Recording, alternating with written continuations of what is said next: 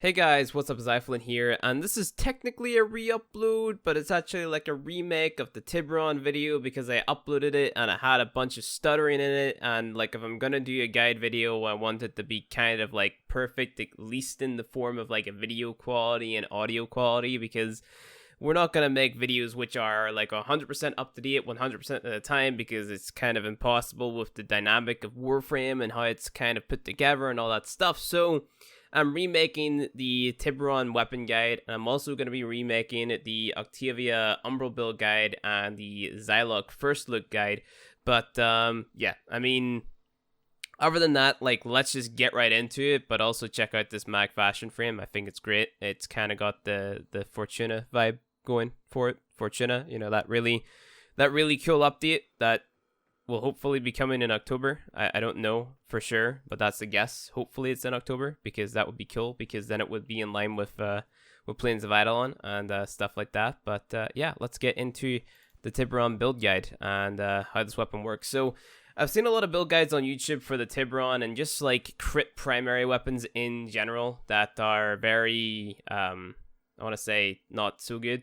Like using Hammer Shot and Fang Fusillade on the same build, and like not using elements, which is really bad, because that hurts your scaling into endgame content. Like, just because you can use you know, the likes of like a Warframe ability to buff up the weapon, and you can use like Fang Fusillade and Hammer Shot and whatever to deal damage to a stationary enemy who, like, their level doesn't change at all, and you're killing them quite fast. It doesn't mean that your build is necessarily good unless you're only doing like sortie level content. If we're talking about a good build which you can take into almost any level of content, like we're talking like going 2-3 hours here, then you know, you're gonna want to run elements, because status procs, status effects, elemental damage bonuses, stuff like that are very beneficial on pretty much every single build. Like, if you don't have an element of some kind on your build, you're pretty much building wrong in most cases. Of course, there's very few cases where, yeah, maybe like neglecting elements is fine if you're going for like a meme build, like let's say the Atarax status build where most of your damage comes from slash procs. That's totally fine if you want to just have a bunch of status and a bunch of crit. Sure, go for it. Why not? But like, if we're talking about going into endgame with like an assault rifle, a crit rifle, which most of the builds for crit rifles are the same, right? So if you take, let's say for example, the Soma, like the Soma build is going to be the exact same as the Tiberon build, and this isn't including Rivens, by the way. Like, this is making a build which can kill high level enemies without a Riven, because I've also seen a lot of build videos where it's like, oh yeah, I have this really cool Riven, man, and it's like, sure, but most players don't have that exact Riven that you have, and they're not going to get those exact same results, right? So I'm going to be showing you guys 3 different builds which you can use to you know, make the Tiberon and basically any other crit rifle really powerful. And then you can take this knowledge from building the Tiberon Prime and then take that to the Soma, the Baza, the Tenora, and any other rifle which you can mod for crit, right? And then this is also kind of going to teach you the basis for modding your secondaries as well, because like, it's more or less the same formula, right? You're going to have your crit mods, you're going to have your damage mods, and you're also going to have your elements, and then you have one spot to do pretty much whatever you like, right? So the Tiberon right now is probably one of the best rifles in the game, simply because it has such a high Riven disposition. It's got the burst firing mode, the semi-automatic firing mode, and then you have the full auto firing mode.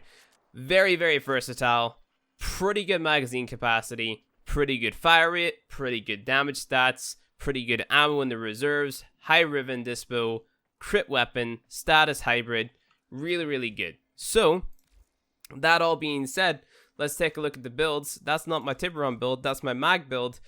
And this here is like one of my pure damage builds, right? So this is just your corrosive damage. This one is focused around hitting high numbers. Like, this one is focused around one-shotting the bad guys, okay? So with this build, you're going to get some pretty high numbers. And like I said, you're always going to have one slot to run pretty much whatever you like. So I'm going to go ahead and remove Prime Bane of Grenier right there.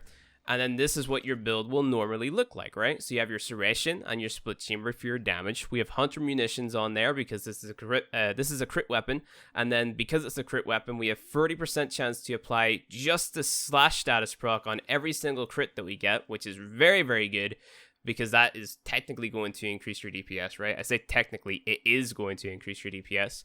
You have your Vital Sense for your critical damage, and then to complement that, you have your Point Strike for your critical chance, and then you have your elements on here in the form of Infected Clip and your Stormbringer. Now, your elements are going to depend on which enemy you're fighting against. So for example, an enemy with armor, such as the Grineer, you're going to benefit from running corrosive damage because you're going to have your status proc, the corrosive status proc, which is going to reduce the enemy armor, effectively reducing the effective health that they have. So you're going to be dealing more damage over a certain period of time. So the more bullets you put into the bad guy, the less armor they're going to have, the less health that you have to churn free, or the less effective health that you have to churn free, because they have that reduced armor. And you're going to see, as you shoot the guy, that your numbers are going to build up. So just as an example, I'm going to use this build with that one mod slot not being used to demonstrate that, or that process, that fact, versus a stationary level 155 heavy gunner. Now, something that I want to point out, because people have this common misconception that if you're going to pause the enemies in the simulacrum, then you're going to be dealing bonus damage because of a stealth bonus, right? That is true for melee, but that's not true for rifles or secondaries. That is only true for melee. So, you know, just to kind of debunk that and throw that out of the comment section. But let's go ahead and spawn in one heavy gunner, and we'll test it out with the burst firing mode. We're going to go ahead, pause him, and we're going to land nothing but headshots. So that's kind of an ideal scenario, but you want to be hitting those headshots anyway for that headshot multiplier, right? So, you know, just more damage, right? So burst firing mode, and this is just split chamber, Serration, Vital Sense, Point Strike, Hunter Munitions, Infected Clip, and Stormbringer on this build. So you see that as we keep on shooting the guy, the numbers are going up, and we're dealing, you know, more damage over time because we have those corrosive procs coming into play there, which is stripping away the enemy armor and making us deal more damage overall per shot because he has less armor. So super important. Corrosive procs are super important, and because we're running the 90% elemental mods, we're starting with higher base numbers because we're getting 60% extra damage, opposed to if we were to run our Geostat elemental mods, right? Which you can totally still use, right? Because it takes a lot less forma. So builds that run status elemental mods opposed to the 90% elemental mods, I call those kind of like the border to entry builds. These are going to be the builds that you use to kind of just get yourself into endgame content as fast as possible, because it requires a lot less forma to make these types of builds. So I'm going to demonstrate the exact same thing with lower elemental damage but higher status chance. So you're going to see that we're going to deal somewhat similar damage by stripping away the enemy armor more consistently, but we have less overall damage on our Tiberon. As you can see, to the decrease of stats over here, we're going from 413 to 275.9, and we know that our slash, puncture, impact, and elemental damage added together is our total amount of damage prior to enemy resistances coming into play, and also weaknesses, right? So let's just go ahead and do the exact same test versus one stationary heavy gunner with burst, and this is our Geostat elemental. We're just gonna go ahead, shoot this guy in the head, and you'll see that we're proccing our corrosive procs a lot more frequently. I don't even know if we did proc any corrosive procs there. Let's just go ahead and try again. But, you know, we're going to be proccing our elements and our physical damage types a lot more frequently. So, you know, slash damage is being applied, and also your corrosive damage is being applied. So the enemy armor is being reduced, right? And because that enemy armor is being reduced, you're dealing more damage. So the man's is dead, which is awesome. So another thing to keep in mind whenever it comes to proccing status effects is the fact that your impact, puncture, and slash are going to be 4 times more likely to proc, you know, opposed to your elements. So it's important to have the element that you want to proc the most as your most predominant elemental type on any given build, right? So let's say you want to go for a magnetic and gas build, or a gas and insert other element here build, then you want to make sure that, you know, if your main focus is gas, that gas has more damage than your magnetic or whatever other element it is that you're trying to proc, right? So that all being said, we have this one extra slot on here that we can run pretty much anything we want on, right? So if you're a newer player, you're not going to have access to the likes of, let's say, for example, a Prime Beam mod, which has pretty good beneficial stats whenever it comes to dealing extra damage versus certain enemy factions, right? So if I wanted to go like deep endgame versus the corrupted faction, I would use Prime Beam of Corrupted, because that's going to give me more overall damage versus every single enemy in that faction, and it's also just going to make it so that I'm dealing more damage across the board, right? So if I go ahead and throw that on, you're going to see that we deal significantly more damage versus a heavy gunner using our 90% elemental corrosive build, just hitting those higher numbers, right? So let's just go ahead and spawn in our corrupted heavy gunner again and shoot him in the head. And you're going to notice that we're dealing higher numbers from the get-go, and we're into the 5.6k territory right there, and he's dying a hell of a lot faster, right? So Prime Beam mods, significant damage increase, very much so worth using. And let's go ahead and do the exact same thing with the dual stat elemental corrosive again. So let's go ahead and throw this on. And you'll notice that we deal, again, a lot more damage with this. And the guy dies extremely fast. Like so. So there we go. 4.8k that time. But because, again, we're stripping away the enemy armor, it doesn't really matter too much because the guy's taking a lot of damage, right? So either of those two builds are fine. Those are like your very straightforward builds. I keep on clicking on my mag build. I don't know why. I'm just used to showing frame builds over weapon builds because I haven't made weapon builds in such a long time. But, you know, these two builds are very straightforward, easy to understand. With your corrosive, you're going to get a 75% bonus damage to the heavy gunners. If you were playing against, let's say, for example, bombards, you may want to use radiation damage because you're going to get 75% extra damage versus them.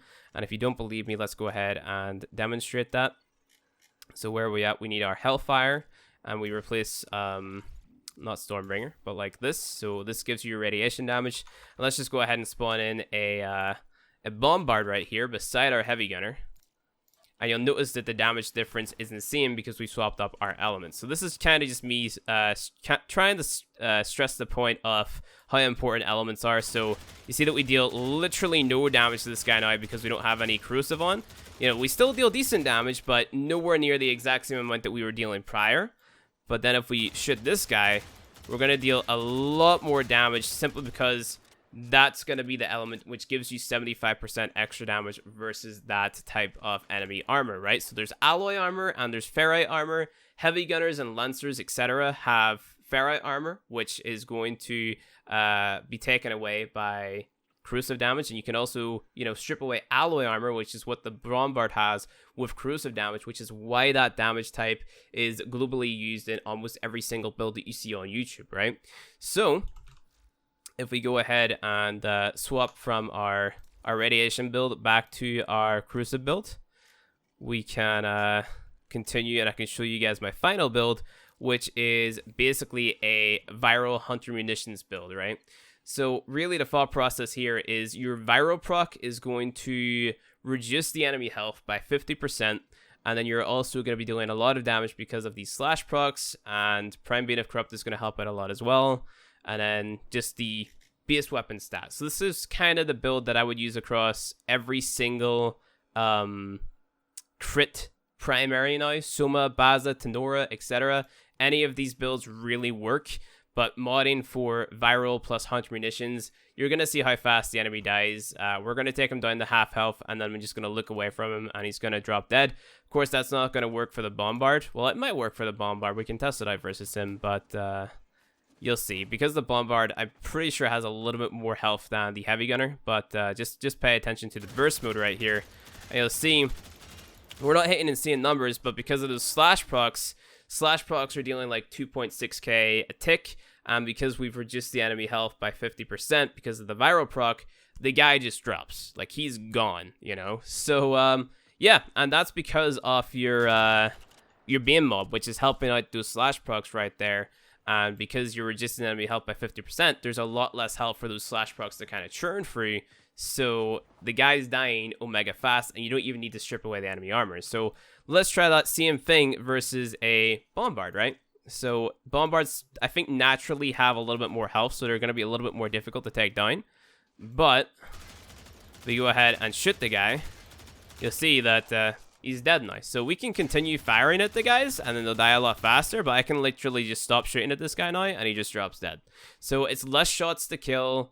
You're going to kill them a lot quicker, and that would also be the type of build that I would run if I was using, for example, 4 times corrosive projection, right? Because the enemy isn't going to have any armor. So viral hunter munitions is a very strong setup to be using on any of your crit rifles. Any rifle that you mod for crit, you want to be doing viral plus hunter munitions, because the guys are just going to drop, and it's going to be insanely powerful. So yeah, that is about it. And then whenever it comes to your rivens, if you want to get a good riven, what I would recommend looking for on every single crit rifle that has a disposition higher than, I would say, 3, or 3 and higher is what you're looking for on rivens. You're looking for damage, multi-shot, crit damage, and that's just going to increase your DPS.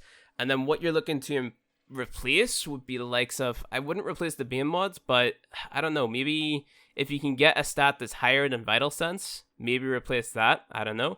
But I honestly wouldn't replace Hunter Munitions, and I wouldn't replace your Prime BM mod, because your Prime BM mod is going to help out a lot.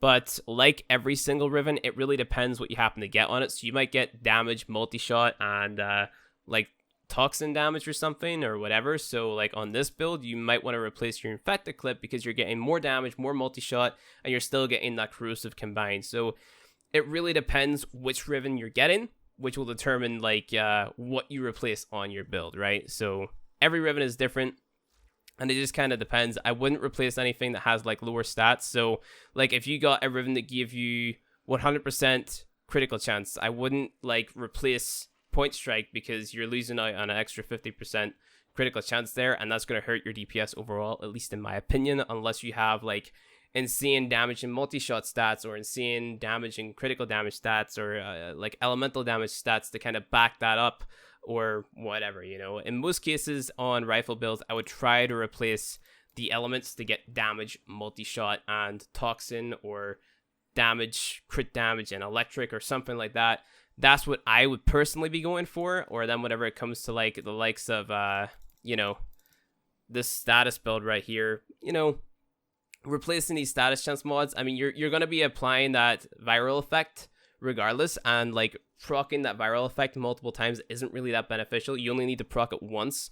So once you get that proc off, the guy is dead, you know. Like the guy, once that viral proc hits and you keep on shooting the guy is gone. The guy is donezo. So yeah, that is how I build my Tiberon Prime and every other critical damage, critical chance primary in the game without a Riven. But if you do happen to get a Riven, you're super lucky, but also keep in mind that Riven dispositions can always be changed, so I wouldn't necessarily demonstrate builds showing Rivens, but expect, again, these types of videos to be showing up weekly. That is going to be it for this video. If you enjoyed it, hit that like button below. If you want to see more Warframe content from me, hit subscribe, and I'll see you guys in the next one.